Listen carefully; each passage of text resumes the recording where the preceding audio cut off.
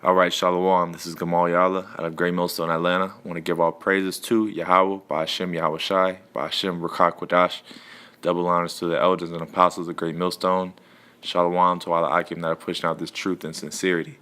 It's going to be a quick lesson, and it's going to be centered around classism. All right, now let's go to that definition of classism. All right, let me find it real quick. All right, this is classism. It says prejudice against or in favor of people. It says prejudice against or in favor of people belonging to a particular social class. All right, a biased or discriminatory attitude based on distinctions made between social or economic class. Now you have different classes of people. You have the wealthy, all right, the wealthy elite banking families. You have the super rich. You have the rich. You got the middle class. You got the poor, working class. All right. It says a biased or discriminatory attitude based on distinctions. Now, who gets discriminated on the most? All right, you Israelites, you so-called Negroes, Latinos, and Native Americans. All right, you just had this guy, the Starbucks, the situation with Starbucks, and these guys were basically discriminated against. And it's a class thing, okay? Of course, it's about skin color and the curses and everything, but it also boils down to class, okay? Classism. That's what runs America. All right. Do you have money? All right. What's your status? Because you have some jakes that are respected in the society, that hold high positions. All right. You got these celebrities and stuff. They're held in high regard in this society. By everyone. Why? Because they have money. All right. So that's what this society is based off of: status, who you are, classism. How much money do you have? What class do you belong in? Are you poor? Are you among the wealthy? All right. So and I'm doing this lesson because the Lord doesn't deal with status, man. He doesn't care what status you are in the society, man. Really, in fact, men of the Lord are typically going to be out of the lower class, okay? Of course, you may have sincere men among the middle class or the rich class, but don't the scriptures say that hardly shall a rich man enter into the kingdom of heaven? Why? Because all those possessions, all right, all those possessions and riches, it comes with an attachment to the world. All right, just like the parable or Slakia, the man that came to Yahawashi. Now this is James 2, and I'll start at 2. For if there come unto your assembly a man with a gold ring and goodly apparel, and there come in also a poor man in vile raiment, and ye have respect to him that weareth the gay clothing, and say unto him, sit thou here in a good place, and say to the poor, stand thou there, or sit there under my footstool. Are ye not then partial in yourselves, and are become judges of evil thoughts? Verse 5, hearken, my beloved brethren, hath not the Most High chosen the poor of this world rich in faith, and heirs of the kingdom, which he hath promised to them that love him?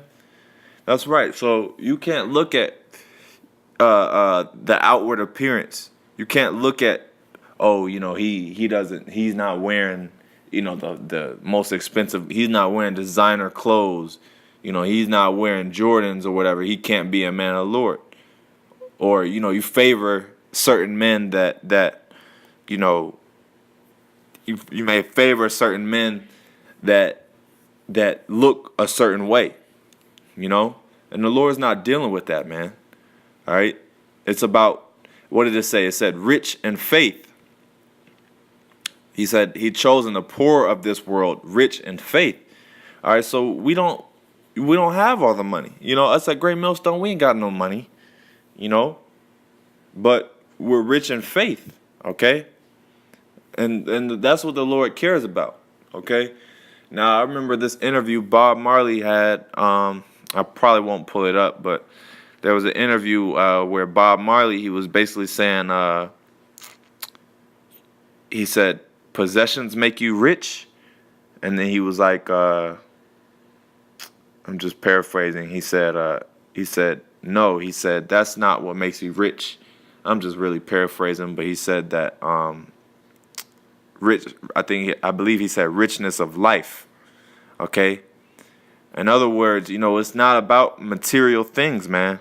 Your possessions and your status in this society, man. The Lord doesn't care about that, man. You know? But you got a lot of people that believe that the Lord deals that way, you know? Oh, you know, he got money, that, you know, that whole prosperity doctrine. You know, you got money, so the Lord is dealing with you. That's not the way the Lord deals.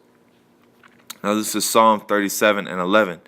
It says, but the meek shall inherit the earth and shall delight themselves in the abundance of peace.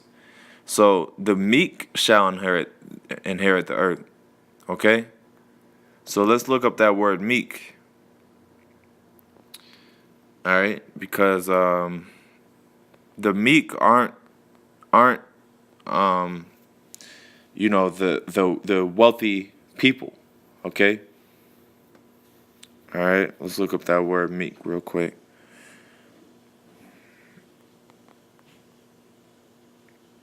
Bear with me one moment.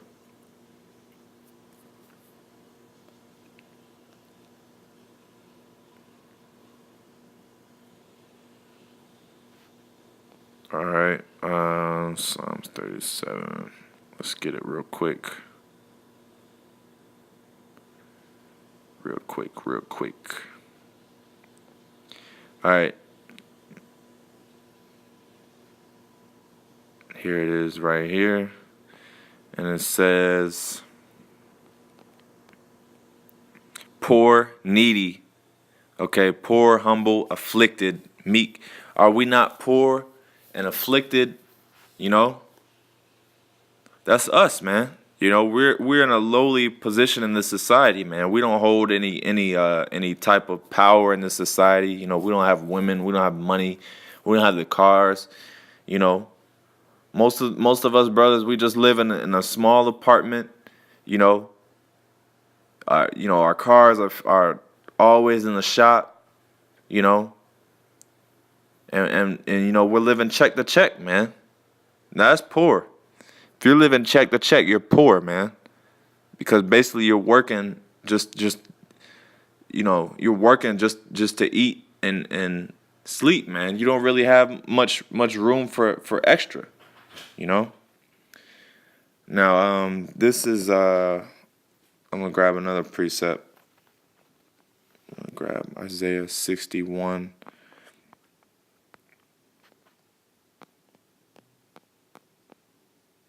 Isaiah 61:1. The Spirit of the Lord power is upon me, because the Lord hath anointed me to preach good tidings unto the meek. He hath sent me to bind up the brokenhearted, to proclaim liberty to the captives, and the opening of the prison to them that are bound. Right? So it says good tidings unto the meek. All right? So a lot of the people that are meek and poor and lowly, they're the ones with the good spirits, man. You know, even if you look at a lot of these homeless people on the street, okay, they have good hearts, man. You know, like besides the the crackheads and the bug outs, but you really do have some sincere, good-hearted homeless people. All right, and they're meek, and they receive this truth, you know. Because I've talked to homeless people in the past, and I've given them the name of the Lord and everything, and they received it, you know, and you talk to them and comfort them in their situation, man. There's a lot of poor and needy people that are just waiting for salvation, man, because this world has basically successfully kept them down and oppressed, man. It says he had sent me to bind up the brokenhearted, man. Are these people not brokenhearted? Proclaim liberty to the captives. All right. And we're captives, man. We're still held captives in America, man. All right. We're in captivity, and opening the prison to them that are bound. All right. And we're in this system, this whole system that we're living in is a prison, man. It's a prison cell. America means bondage. All right. All right, so let's get no, Slovakia. America means bitter. Egypt means bondage, Slovakia. All right, so I got one more precept. We're gonna grab Romans 2. Romans 2:11. For there is no respecter, Slovakia. There is no respect of persons with the Most High. All right, so the Most High doesn't he don't care what position you have in the society, man. He's not a respecter of persons like, oh, I'm a favor him because he got so and so, or so and so dresses nice, so I'm a favor him. Nah, it don't work like that, man.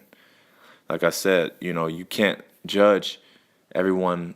You can't judge based off of people's appearance or their status in the society, man, because this status is wicked. The scriptures say that the last shall be first and the first shall be last. So who's last in the society? That's the elect, man. We're at the bottom of the totem pole, man. Like I said, we don't own anything, man. We're just pawns, in this so-called white man society. All right, but like I said, very soon the elect is gonna rise up and inherit the kingdom, just like the scripture said, the meek shall inherit the earth. All right, so that was pretty much it. That was really all I had. I just wanted to bring out classism and status, and hopefully you brothers were edified.